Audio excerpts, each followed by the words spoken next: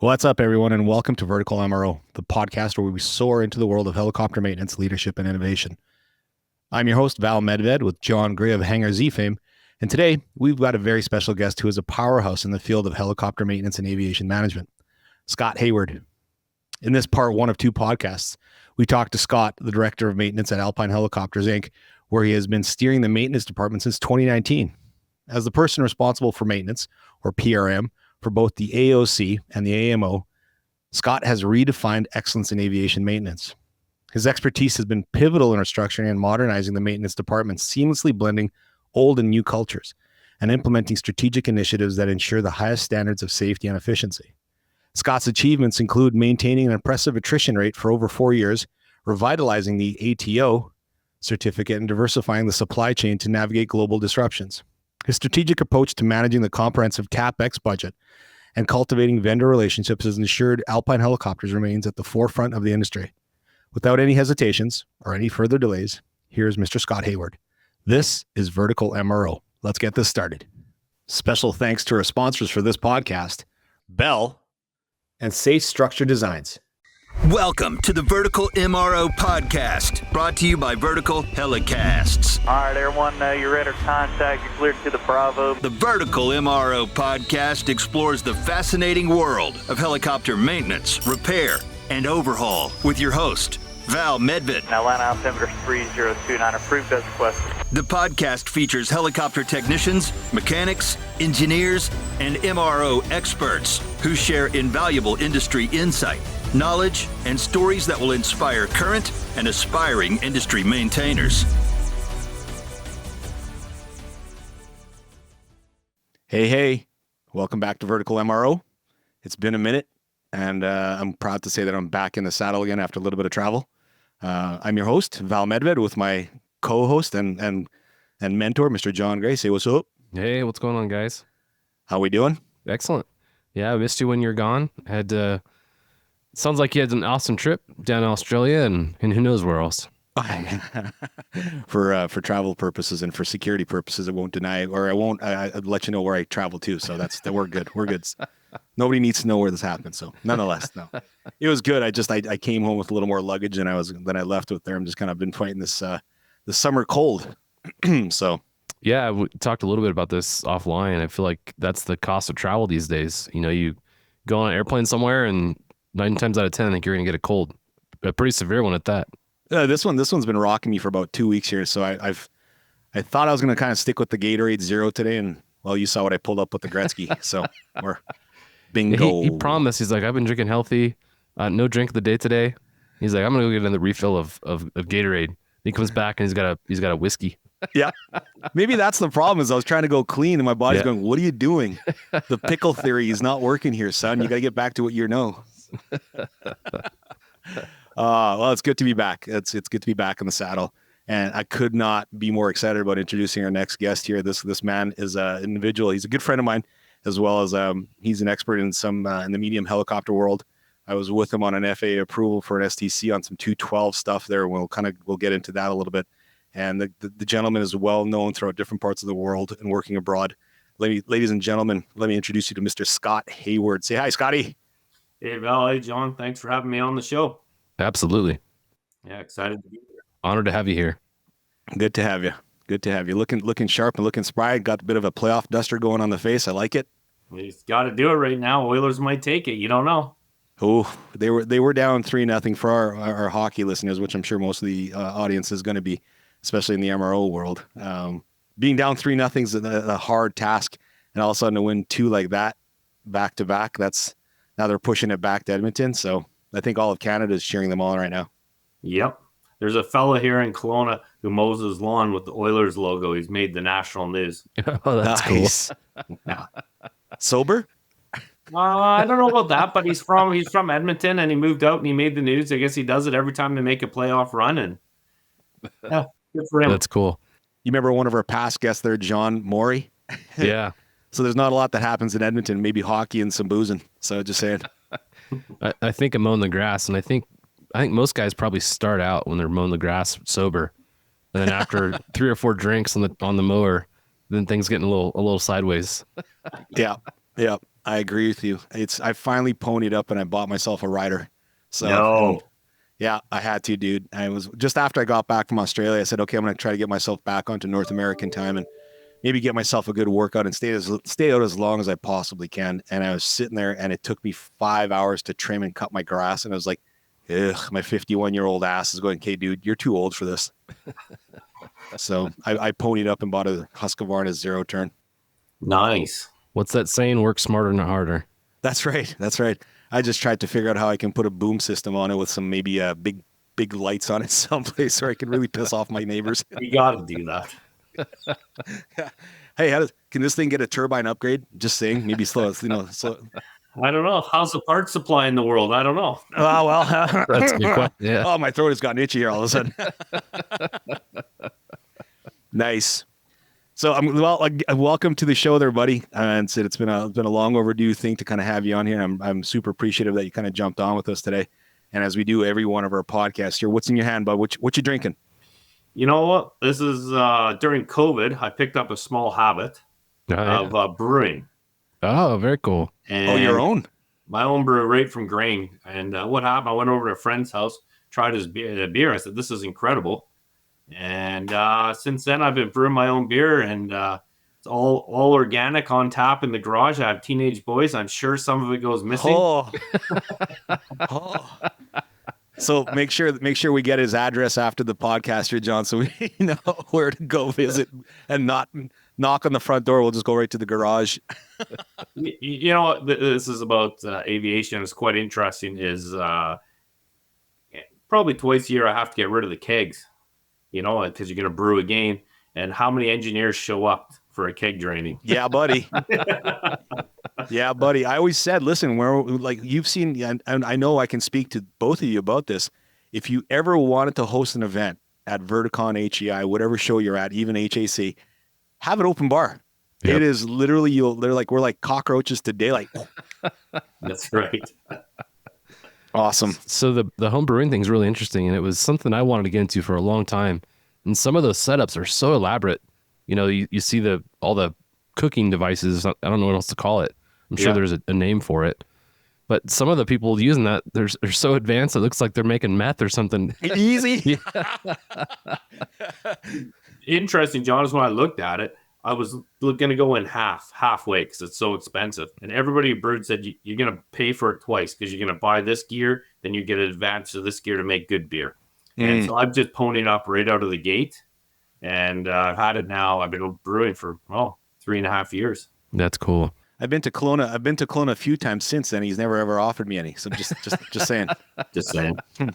It's a secret. He's got to keep it under wraps until now. Okay. Manitoba's out of bounds. Is that what I'm hearing? I heard that, but thanks, dude. I really do appreciate your love. John, what you got in your cup today, buddy? Well, before I do that, I want to ask him, what's your favorite beer to brew? Because I know there you go. Okay. There's some challenges to different kinds. Probably my two favorite beers are a Kolsch, like a high country Kolsch. That's what I'm drinking today. It's kind of a lighter beer. And then I really like a steam ale, like a California Common. Those are my two go-tos. Which one's more difficult to brew? Probably the Kolsch, because you're going for clarity. Kolsch is basically a lager, but it's aled. And so everybody looks at your beer for clarity, right? And for that right level of head on top of it. And that's where the trouble comes in. The easiest beer to brew is a Guinness or something like that that's dark. You can hide a lot of stuff in there. Yeah. I like the hazies a lot, the hazy IPAs. And you can see all kinds of stuff floating around in there. And you almost don't want to drink it because of what you see. But there's 6.5%, so you got to be careful on those. Oh, those pack a little bit of a punch. You're getting to where you're going fast with those. That's for sure. Right. Well, for today, I've got vodka soda in my CNC Technologies Yeti. So nice. I had to bring the punch to the fight, and here we are. So, attaboy, Rocky. Attaboy, happy Rocky. to be here with you, boys. Yeah. It's where the men are separated from the boys. I started off with a Gatorade Zero to kind of nurse this cold, and as John instructed, I was going to get myself a refill, and I said, this bottle of Gretzky looks only. So I stepped into the 99 Gretzky Double Oak. Perfect. Cheers. Raise a glass. Cheers, boys. So, Scotty, if you've ever listened to the show, we get into a little bit of an icebreaker just to loosen things up a bit, to get the flow going. we ask usually, I ask a lot of different questions to kind of get this rolling. So on this one, 3 simple questions, my friend. First one is, when you fly, window or aisle? Always window. Always. You're not a small dude. No, you Why want to window? You want to see the world go by. You don't want to stare at a screen. Okay. Yeah, I can appreciate that. Okay. Some pretty incredible flights in the world. You know, when you travel around and you see a lot of incredible things. Yeah. Only reason I don't like the window seat is having to get up. It's such a chore to get up and step over people, you know. But I do love looking out the window, like you said. You don't travel in first class, John? I'm lucky if I'm in with a cargo. I don't think I've ever been that far up front. Yeah. John barks when he needs to go pee. Nice. I'm aisle. My shoulders dictate me to be aisle. I sit there crunched and I have to visit a chiropractor anytime I sit by window. Yeah, fair enough. Yeah, and I like the aisle too because you could stand up every once in a while and it's not a big deal, you know. Yep. With the middle and the window seat to stand up, I'm not the tallest guy in the world, you know that. But even for me, I can't stand up in that window seat. You know, you got the overhead band that prevents you from getting up real high. So the aisle is where it's at for me. You get to see the world. You get to see the world from the window seat for sure. But if somebody decides to kind of start cracking wind, you're dead. You're caught in their world for a long time. You're done anyways on the tube, man. Yeah, that's right. Yeah, no escaping that. And you know what? If you're one of those individuals that are listening that book the middle seat all the time, I got some choice words for you, brother. Who does that? I know, right? What's an awkward text you once sent to the wrong person? That's the next question. That's an awkward question. Yeah, it should be. It should be. So I was thinking about that a little bit, and I have one. Mm-hmm. It's not weird, but it's awkward.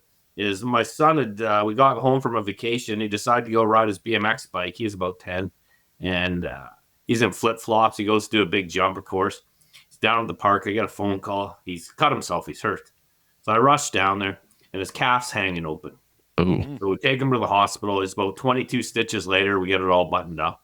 And I asked my wife. I said, "Hey, can you send me the photos? You know, I want to kind of, a little remember the event type of thing." And so she goes, "Yeah, just send them from my phone." So I'm on her phone. I send them to her, and I sent them to her dad.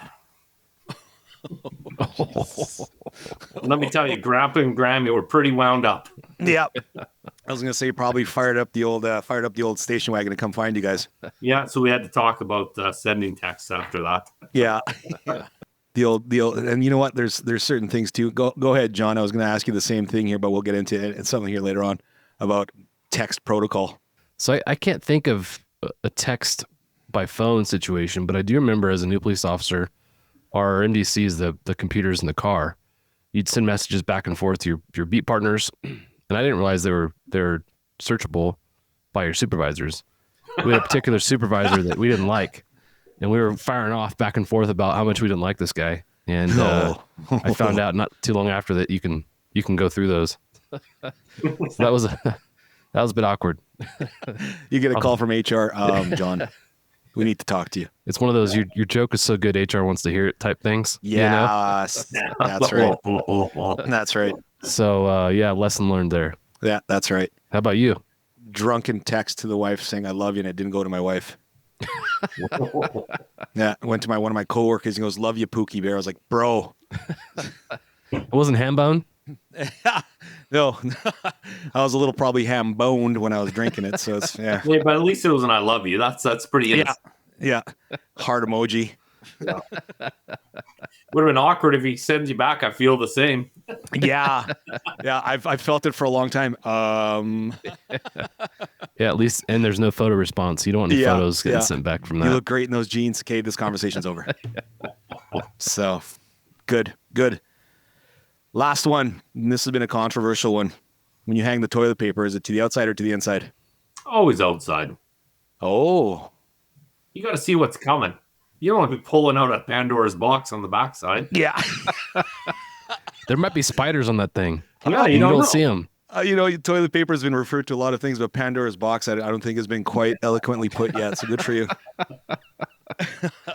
Good for you. Yeah, I got, and there's an actual, there's a drawing from the 1800s saying that the proper technique is to have it on the outside. I would think that's for spiders. That thing was outhouses. I hate spiders. Yeah. Well, you know what? And talking, we'll get into this with you a little bit later on too, because you've traveled the world here, and in Australia, I've seen some of those pictures of these people that are going into their door handles and they're grabbing, like, you maybe even a piece of toilet paper and it's right up against the wall, and all of a sudden a crater comes out from behind it. I'm like, nope, that, like, I'm burning the house out after that. That is a gutted home, gutted home. Yeah. Yeah. So we're all in agreements here. It's an outbird here. John, you haven't really voiced it on. You haven't chimed in. Are we 3 for 3? Yeah, for sure. And the way I think of that is beards are cooler than mullets. If you look at the toilet paper, it's coming off the back, it's a mullet. In the front, it's a beard. Great analogy. I've never heard that. Beards are cooler than mullets. Okay, well, if you've been to Australia, you know everybody's rocking a mullet. Everybody. Man, they're back. They're absolutely back. Yep. My kids are my oldest son is going to high school, and then I've got another one's going to 8th grade. And all of those kids that age are wanting mullets. Really? Wow. For the love of God, please don't do it, because you will regret that. I tell you from experience. I had one in 5th grade, and I still regret it. No way. Own it. Full send. Get it going. Joe Dirte. Awesome. Scotty, again, so we just kind of snapshotted you a little bit here. You work in different parts of the world, but I also know you're a bit of a you got some great hobbies, and I know you got some you got an older car and you're into beer drinking and making.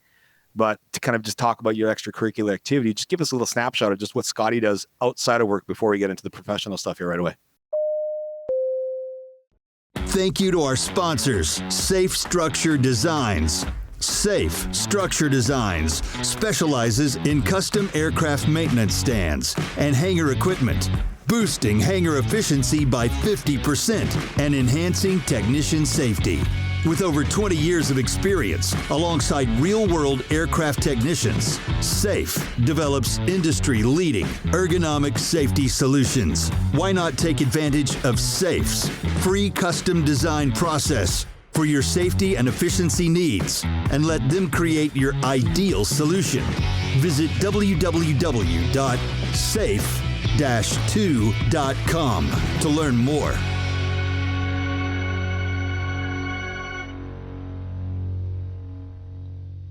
Yeah, you know what? I would say when I started touring overseas, guys, I got heavy into adventure motorbike riding. That's cool. Rode around a lot and started racing a bit and loosely racing and formed a team. And man, some of those stories and some of the adventures we've had are unbelievable. They really are. The group of guys I got who I ride with, we've just had so much fun. Just before COVID, one of the rides we did was from Kelowna to Tuktoyaktuk and back for the summer solstice. Yeah. And you know what? You can't beat it. It's supposed to be a 3-week trip. We did it in 13 days. And wow. Rode hard, drank beer at night. And yeah, just really, it was awesome. That's cool. Unbelievable, memorable stories. We're coming into Yellowknife about 2 a.m. under the midnight sun, and the grizzly bears are on the side of the road. And oh, geez. It really was awesome. I think about that kind of stuff, and I think about some of the mechanical mishaps that can happen along the way, and how do you address those? Did you guys have any weird situations pop up? Yeah, we had actually quite a few. So what we did is we pre-planned. So there was 4 of us went, and we decided who's going to take what. We tried to take similar bikes. One guy had a chain. One guy had this. We all had spare tires. And the weirdest one is we were in between. So when you leave Dawson City and you go to Inuvik on the Dempster Highway, there's a small town, I guess you could call it. It's a gas station with a hotel. And we were halfway in the middle of nowhere. And my bike shorted out and the battery died. And it won't run without it. It was a brand new battery I'd put in for the ride. I should have left the old one. And that one was a challenge because you're in the middle of nowhere. So literally, Blake Langley, you remember him? He rode ahead up to a small native community and was able to barter a deal for a battery out of an old lawn tractor. He leathermaned it back in and kept going. That must have been an interesting negotiation. I wasn't there. He just came back with the battery. I don't know how it all played out. The guy's a legend. John, I'll introduce you to him one day. So will Scott, if we ever get the chance to meet him. The man's a legend. Yeah. Yeah, then an interesting thing on that ride, we had one of the guys had a bad accident in the middle of nowhere, and we had to get him medevaced out. And it was they're just incredible trips at the end once you finish it. But to tell you the truth, I just sold that bike this year. Oh no. Yeah. I haven't been able to get away for long durations of time anymore. So now I bought a small bike just for local rides. Gotcha. Yeah. Gotcha. You're also, and I know I'm speaking of which, happy summer solstice today. Oh, yeah. Anybody and this is going to be a release day, so it's going to be like the longest day. So if I heard that saying today, if you've had a crappy day or a good day, it's going to be a really long day for you. So happy solstice to everybody. Yeah. But I also know that you got an old collector of a car. Yeah, I got a 74 MGB, that convertible. It's a great little car. But it's a reverse electricity, so it's a positive ground. Oh. And I call it the Prince of Darkness. Because all your electrical troubleshooting is exact opposite. But it's a great little car. I zip around in the Okanagan. I used to drive it to work and stuff a bit, but it's more just for evenings and weekends. Well, nice car, dude. I know I've seen pictures of it, and it was just, I guess you got to SPF it a little bit when you're kind of cruising in Kelowna. You're a little higher altitude. Thanks. Yeah. I gotta keep that up. My brother was bald at 18.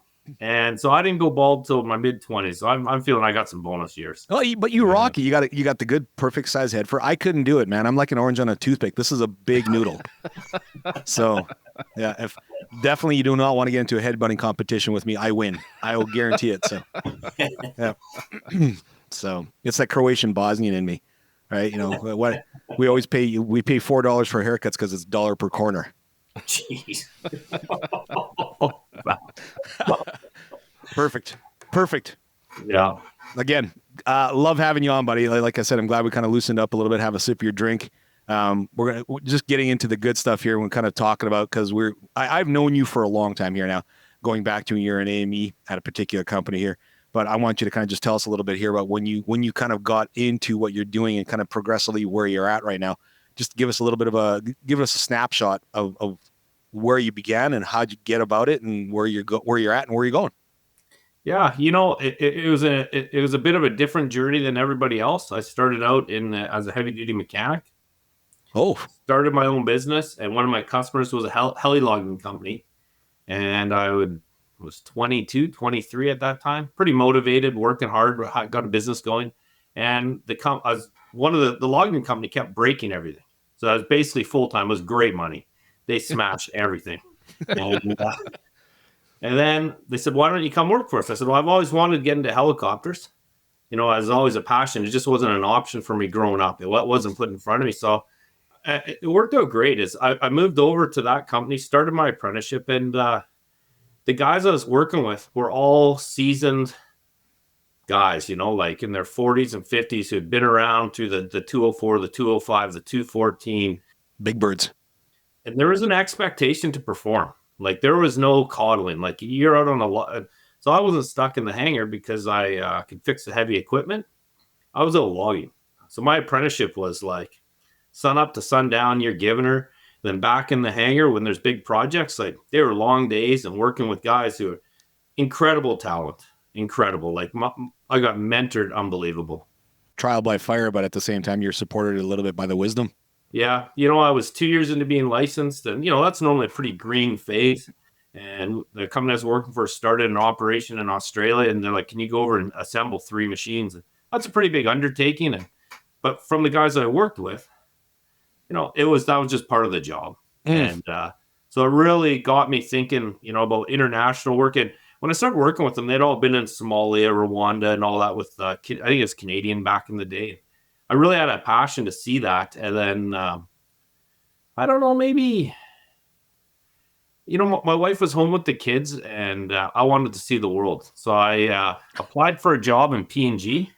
And the first job I went to in P&G, I got to tell you, was the most fun I've ever had in aviation. Okay. In Papua New Guinea. Yeah. So the first company I went to work for, I showed up. They had leased 6 212s from Abu Dhabi, and they showed up and they said, "Hey, you got to go to the bush. There's nobody there. There's nobody at the hangar." I'm like, "Okay." So I hopped on this plane. I got up in the middle of nowhere. A guy high-fived me, and that was my introduction to the company. That was my onboarding. And we flew 8 to 10 hours a day, building cell phone towers through the jungle. It was awesome. Holy smokes. So there are 2 guys, 2 machines, 2 engineers. And man, did we have fun. We just flew and had fun. It was That's cool. It was really fun. I'd never seen that, being in villages without electricity and just that whole environment. And that, like, I don't know too much about the topography, but I got to imagine that's got to be a rough country. There's no roads anywhere. So, like, we would fly in the gravel, the cell phone towers, everything, and then the locals would build them by hand, and we would leapfrog around and do that. And, we ended up at this one place, and it was a fly-in, like they had an airstrip fly-in from Australia for barramundi in the river, barramundi fishing lodge. And we were short. We didn't have fuel for the next day, so I got to river fish barramundi, and there's saltwater crocs come up. Like, those are experiences you just can't. Yeah, wow. It was awesome. Then what do you do with the fish? Yeah. How about leave them for the crocs when they approach you, man? You mentioned crocs and I'm out. I'm checking out. See ya. Yeah. The one thing that it really changed my outlook when I was there was quite interesting was how when you go into those villages, the elders are there. There's no medical system. Yeah. And the young look after the old. And it was just a different way than we do it in North America. And everybody was happy. So if they got some, I don't know, meat, a deer or something, they would just all share it because they don't have fridges. Right. It was just a totally different concept. So I worked there for about a year, but it was too loose. It's not somewhere where you settle down and get a career. And then another opportunity, I came back to Canada, did one tour. Another opportunity came up in PNG, and then I worked there for 5 years. And at the end, I was the director of maintenance, the chief engineer there. And it was an incredible company. It had a lot going on. And were you married at the time? Was there a family set up just yet, or not so much? My family was here, yeah, and I would go away for a month to 6 weeks at a time. Okay. And then come back. But I was pretty young then. I'm thinking I was 15. I was 35. We had 50 aircraft, and wow. Then they expanded. I had to look after a bit of aircraft in Burma, and so that it was awesome. Like, we had 5 machines doing OGP, some offshore gas work. We had ATRs flying. We had Mil 8s. It was really, I was thrown into the deep end, and I really enjoyed it. Mil 8s, wow. Yeah, we had a couple of those. That was an interesting, and to learn the fixed wing IFR, the fixed wing Twin Otters, whatever you want to call that. I don't know what you call that world. The OGP, the regular utility work, and then the Russians. It was an incredible learning curve. When you look at how you work on I guess this non-Russian helicopters, like say Bell, yeah, and then you look at the Russian engineered and built aircraft, what's the major difference between the two? I mean, I know flying is dramatically different, but from the mechanic side, what are you seeing it's majorly different?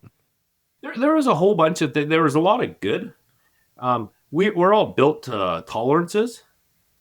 Their aircraft, all their limits are the tolerance. That's as much as you pull till it droops. There is no... Wow. That's it. And so on the Mil 8, we had the dual hydraulics. So I started looking at that. Well, it's off the same quill of the transmission.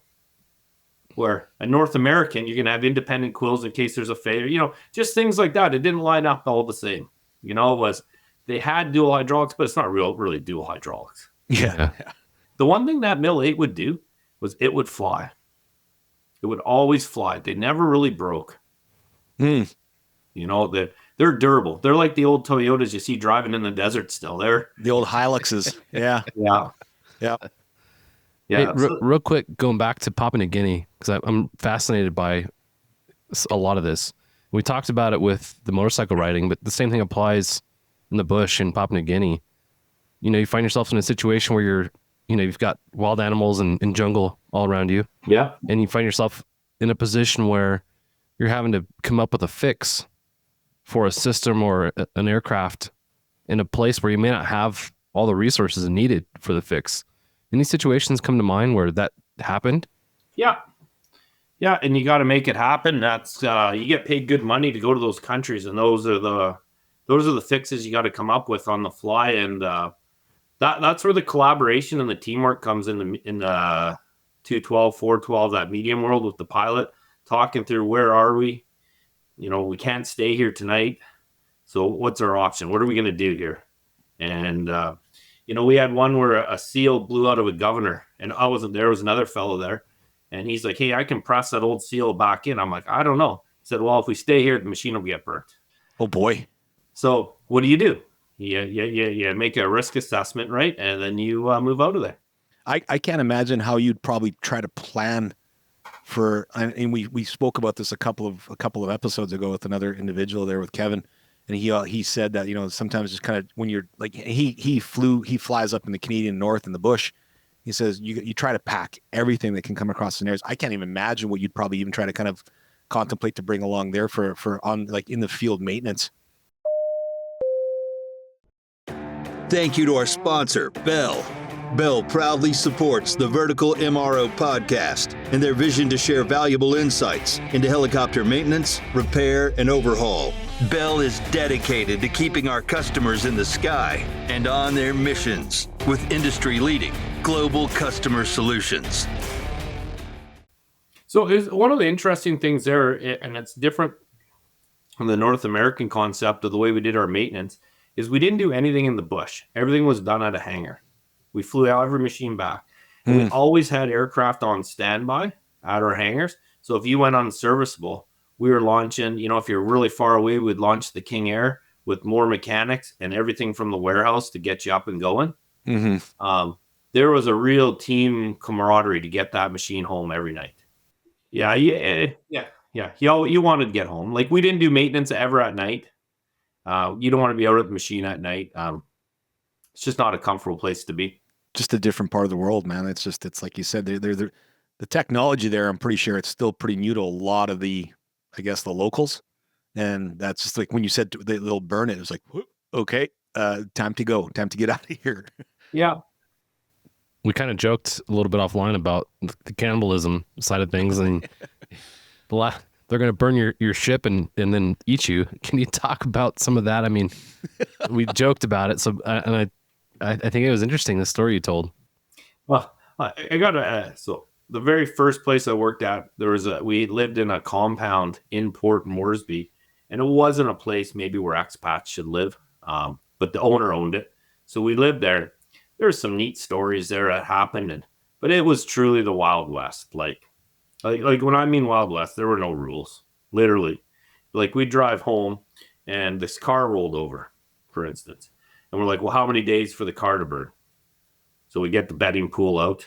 Well, they got to steal the tires. They got to steal the antifreeze. They got to steal the engine oil. They got to steal everything. And I missed it. I missed it by 6 hours. They torched it. Wow. Jeez. And so that was kind of it. And then when I was working down in Daru, I was working with another fellow, Sam, and he was an incredible engineer. We got along quite well. And here's an interesting one: is there's still a lot of superstition there. They believe in black magic. And so say if there's an issue going on, it can get pretty loose. And what they'll do is really, I forget what they call them, but the shaman, I guess, or whatever he says rules. And that's when they'll start. The cannibalism isn't to eat people, but it's to get the spirits and the knowledge of the person. So they would eat the brain. Wow. I never saw it. I just heard about it, and it would happen in the villages. We wouldn't be ever included in that. Wow. That's wild. I always get joked upon that I need to go visit that place because listen, I'm a bigger dude. I get it. And this is a week's worth of buffet, and they're all like joking about, you need to get up there because first and foremost, you'll really appreciate the smell. And I know the smell is something you'll never forget. Oh, the smell's not good. The smell's not good. I got a funny story. We may want to edit this out after. We'll have to see how it goes. No, there's no editing on this story now. So there's an engineer coming to town, and he's a bit nervous. And he's coming to town for, I think it's his first or second tour.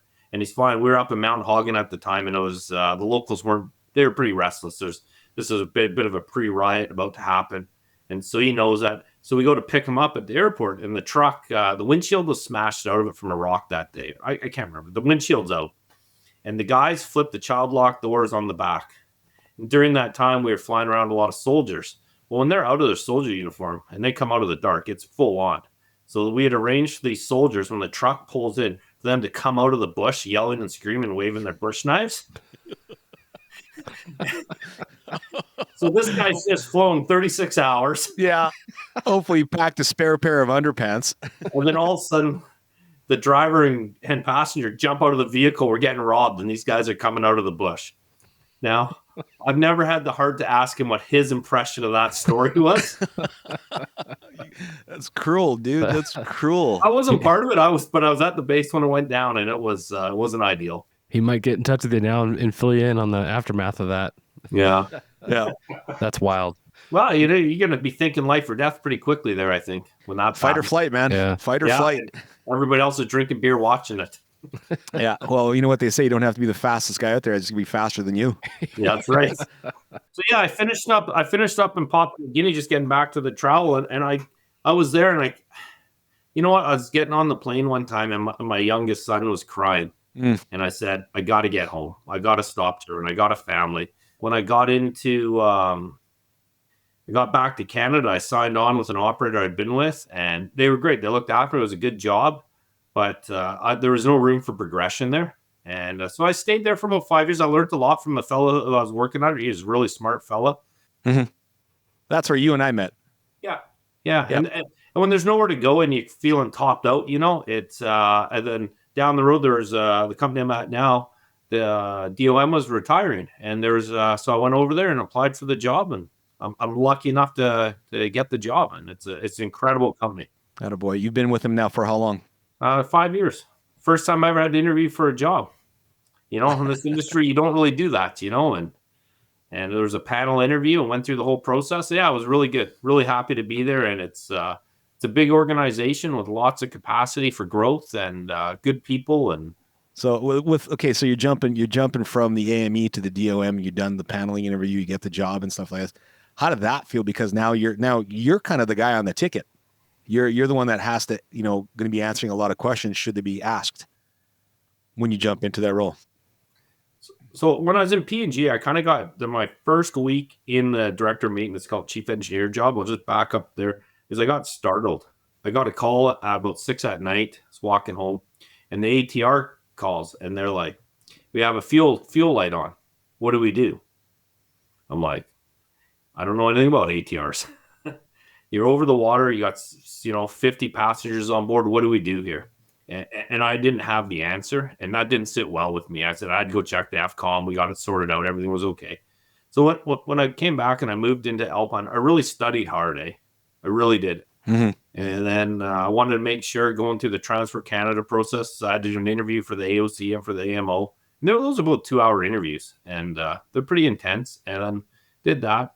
And then it was just learning the systems at Alpine, where it is, where we need to go, and how we're going to get there. And it's been a great journey. It's got its challenges, like anywhere, and I wouldn't move. It's a hefty size fleet, dude. You're carrying a load, and I got to imagine you got to kind of really trust your team members, to kind of keep who. If I'm just correct me on the fleet count, because you're 407, 212, and now you just picked up a 412. Yeah, we got a 412. We operate 15 212s. I think right now we're 13 407s, 8 long rangers, and a couple B3s. Wow. There you go. So, yeah, on average, I'd say you're around 40, 42 aircraft. And in the wintertime, it's pretty neat is because we do a whole bunch of heli ski working on our map. Generally, every aircraft is flying every day. And that's a lot of moving assets. Yep. Heli skiing, I've always had a admiration for. I grew up watching Warren Miller ski films. Oh, yeah. And every Warren Miller ski film has all kinds of footage of heli skiing. I've always wanted to do that. Have you had a chance to actually heli ski? Yeah, it's incredible. Oh, man. It is the best thing you'll do. And then, John, you'll be listening to what that aircraft's doing. You're like, I don't want to be in this aircraft. Because you're at the limit every day, right? And those pilots, hats off, because they're they got 12 passengers on board all day, and they're flying 4.8 hours a day, just up and down, up and down, up and down. So aside from the skiing mission, what do you guys support at Alpine? We got a tourism outfit. We run the long rangers in the summer. That's fairly busy. Probably 3 to 4 long rangers doing tours. A lot of mountain rescue, and a lot of backcountry mountain lodges we supply and support. A lot of them will fly the guests in, and then they'll just backcountry ski themselves for the week or backcountry hike, then we move them out. Do a lot with Parks Canada, fire suppression. Parks Canada is interesting work. doing buffalo counts and problem bears. There's always something going on. Fire suppression was pretty near and dear to you guys last couple of years. I know Kelowna has been, you guys were on the cusp. You sent me a couple of videos one time of your property up, and so first and foremost, thanks for kind of protecting everybody's properties for kind of fires fighting on that there, guys. And I know it was I know I was supposed to be up there the one time, and my trip got canceled because the fire was right at my hotel. The Vertical MRO Podcast is powered by Vertical Magazine, the rotorcraft industry's #1 trusted multimedia resource. Visit Vertical Mag Media on YouTube to gain access to exclusive videos featuring operators in the field and more unique content from the pages of Vertical. Subscribe today to stay informed and inspired. That was a weird, different trend. Weird, I can say, is I fought fire lots across Canada in different places. And you know what? Going to a big fire was always fun. And the reason I said is you're going to see all your friends from the other companies. And you're flying, and there's a lot of camaraderie. You're trying to save this town or whatever the asset is you're looking after, and it was fun. That was the first time my house was threatened. Yeah, and I was on the other side, and it wasn't a good feeling. Right. I remember you sent me the video there in the middle of the night, and I saw that glow, and I was just like, "Oof!" You guys had to been on standby. So good for you for kind of sticking into that, there, buddy. And it's thank God nothing big happened. Yeah, no, it was good. Anyways. Yeah, so we do quite a bit of firefighting, wildlife, fishing, game, you name it, mining, a lot of exploration work up north. Of all the mission sets you guys do, what do you find to be most taxing on the aircraft? What do you find yourself chasing more as far as problems go with the different mission sets? Heli skiing? Heli skiing? Yeah. Your cycles, your RINs, your up and downs? Yeah, up and downs, because some of those machines will do 150 takeoff and land, or 130 takeoff and landings a day. Cool. Not just cycle fatigues the aircraft, right? Right. And then if you're doing 400 hours, you work that out. That's a lot of cycles on the airframe. We have a huge maintenance component that goes in the fall, where the machines get torn right down and rebuilt every year for ski season. Yeah, it's tough on the rigging. There's no doubt about it. I'm hearing a little like there's got to be some type of almost relief that you're kind of flying just for lack of a better term, all Bell platforms that you can kind of really, if there's one aircraft down, you can almost kind of Frankenstein the part if you needed it from it. Does that kind of come into play more often than not during the heli skiing season versus firefighting? It's a bit different, actually. So we actually keep a spare 212 on standby, and it's crewed up in the Kelowna hangar. It was a hard concept for me when I came to Alpine. I've always worked, if you have an aircraft or an asset, you're working it. And but when all those aircraft are working, something's going to break. Mm-hmm. And when it breaks, you have 44 guests on the hill. You got to get them in. And how do you get them in? There's no other way. So we have a standby helicopter, and we get out, and that'll go take over the ski program. So it'll leave the hangar with Bert or one of the other guys. And so whatever parts they may need, they'll fly out and get the other machine serviceable, and they can keep the ski program going with the relief helicopter. Wow. Yeah, because you have 44 guests. That's not a good... They come all the way from Europe. They don't want to be sitting in a snowbank overnight. Yeah. Well, and if overnight temperatures can actually kill you, Yeah. Yep, you're up in altitude there. Yeah, you're right. Yeah, it's challenging. I find firefighting, it's not too rough on the machines. It just depends on the pilot, because he doesn't have to take 100% water every time. He doesn't have to, right? Mm-hmm. And if he looks after the machine, goes 85% all day. The machine's better. It's better on the engineer. It's better on his body, the fatigue, and it's mountain rescue is challenging too. And hats off to the pilots. We do quite a bit of it, and it turns into a lot of recovery. And I don't know how they deal with that. You know what? Yeah. Humans aren't meant to see that all the time. And that's that's a different mental type of fatigue. Yeah.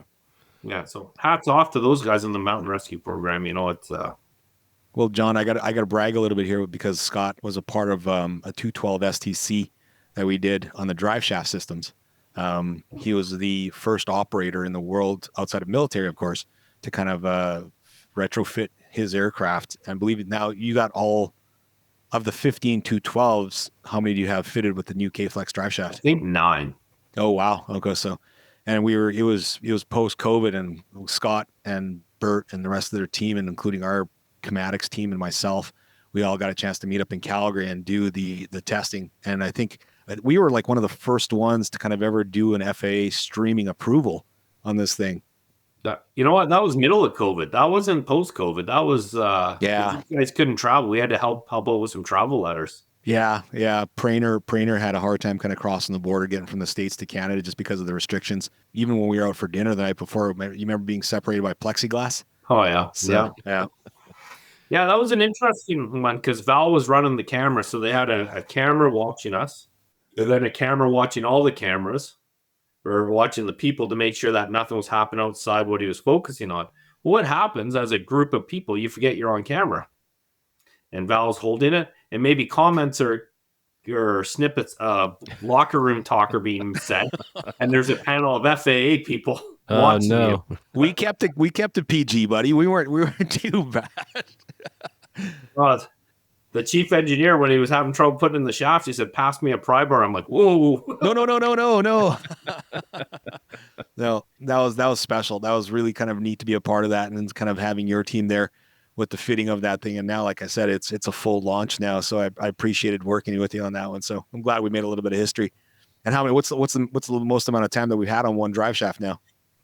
Probably 1,400 hours. Oh, there we go. 1,500 hours probably. Yep. They're great. Like the crews love them. The pilots love them. I can't speak highly enough of them because that is a weak point of the aircraft that can't be monitored by the pilots. I've been around when one's failed, and the pilot survived, but it was you're picking up a bucket of water and that main drive shaft disconnects. You don't have any time. Right. Yeah. So, especially with the load on. That's right. So this drive shaft eliminates that risk. And, I think in today's day and age, the more risk you can eliminate, the better. Mm. Absolutely. Yep. Well, like I said, thanks for being a part of that, dude. That was instrumental. Oh, that's good. If you were to look back on that process and someone were to ask you who's new to the process that you just went through, what advice would you have for them looking back on some of the lessons that you learned through that? One thing that Val, myself, and Chris, his partner, and then our quality department, we talked a lot, but what we didn't do is document it. And there was a lot of, last time I talked to Val, I think going through that process, you need a Google Sheet or a working document so that when you're having these meetings or, we'd have a follow-up email, but we'd miss some details along the way. And no, I was going to say that was perfectly nowadays, and probably more so this last year or so, the AI world is ridiculous for note keeping. If you've been kind of been asked to take notes, if you're kind of like the script of, or you're taking the minutes of a note, kind of to your exact comment there, the AI side of the world now has kind of jumped in full bore. Like there's no dipping your toes into this one with AI note taking. And that's, you're probably right. We should have documented a little more of that because we were kind of referencing a lot upon conversation going back into it.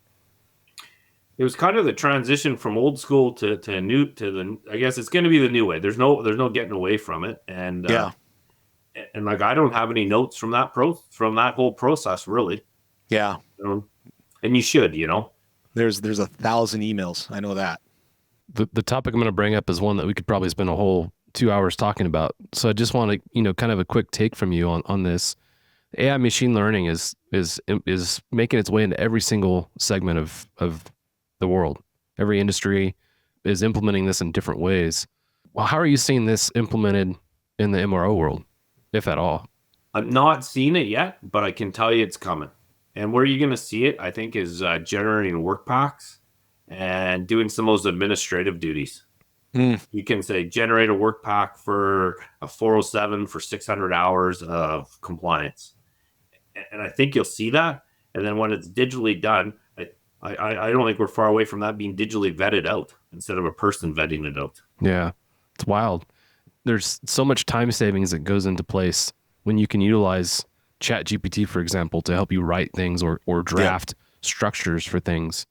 So to be able to take that and put it into the MRO world, man, I envision a lot of time savings taking place as a result of that. Yeah, and as a rule of thumb, engineers aren't good writers. That's not, we fix stuff. That's we didn't go to university. That's not as a rule. I mean, it is what it is. And you sound like your Gronk there. Me break, me fix. It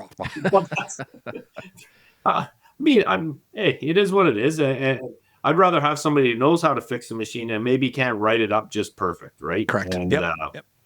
That's what we need. And I think AI is going to fill that gap. The days of writing good to go in the logbook, I think they're long gone. They're gone. They're gone. Yeah. Compliant in accordance with that. Yeah. So I'll counter what you said a little bit, because as a pilot, we were good at breaking stuff. And I was always impressed when we'd come in with a broken part, a diagnostic description of what's happening. And your guys' ability to take this breadth of knowledge you have and apply it to that situation and come up with a solution in a pretty quick manner was always really impressive. Not just that, but I feel like the level of knowledge you guys have to have across all the different systems, across all the avionics, there's an endless amount of knowledge for you all to pursue. You guys do that really well. So while you may not like writing, you guys, the intelligence that you guys possess to do what you do is absolutely amazing. So well done across the board on all that. Stand by for a message after a word from our sponsors. Thank you to our sponsors, Safe Structure Designs. Safe Structure Designs specializes in custom aircraft maintenance stands and hangar equipment, boosting hangar efficiency by 50% and enhancing technician safety. With over 20 years of experience alongside real-world aircraft technicians, SAFE develops industry-leading ergonomic safety solutions. Why not take advantage of SAFE's free custom design process for your safety and efficiency needs and let them create your ideal solution? Visit www.safe-2.com to learn more.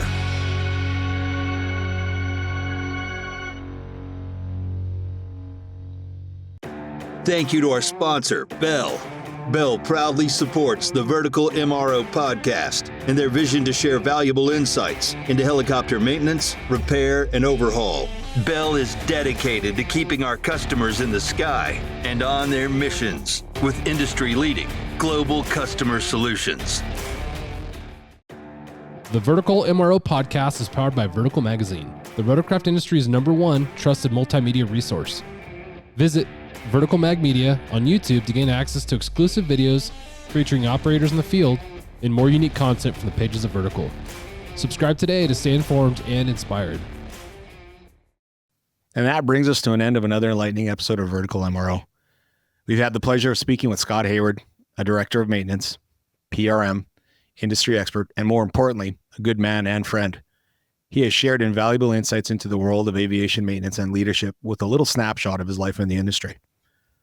From restructuring and modernizing the maintenance department to implementing strategic initiatives that ensure safety, efficiency, and continuity, Scott's expertise and innovative approach have truly set new standards in the industry.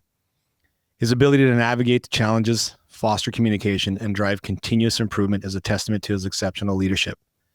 Thanks for letting us, the Vertical Helicast team, into your world, and appreciate you listening to us bringing you these great guests.